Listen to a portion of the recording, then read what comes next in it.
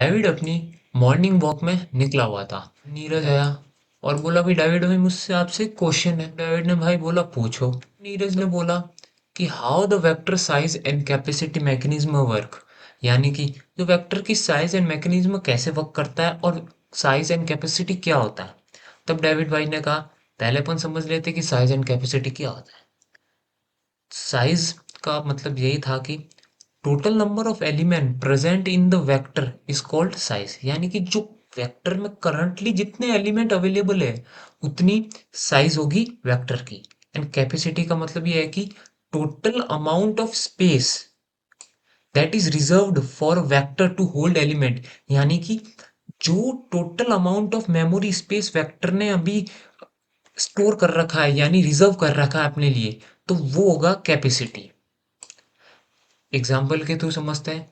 जैसे कि एक वेक्टर डिक्लेयर कर रखा है इंटीजर, देन उसकी साइज जीरो होगी एंड कैपेसिटी जीरो की because there is no element in the vector. Then दूसरा एग्जाम्पल लेते हैं जिसमें हमने एक वेक्टर डिक्लेयर करके उसमें वैल्यू इनिशियलाइज कर रखी है। देन देखो इसमें कितनी वैल्यू है, 1 2 3 4 5।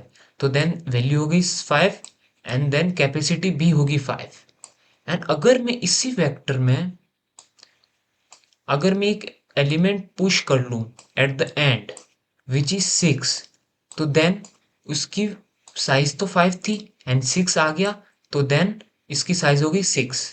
और अगर इसमें पुश बैक करेंगे एलिमेंट तो उसकी जो पुरानी वाली कैपेसिटी होगी वो हो जाएगी डबल।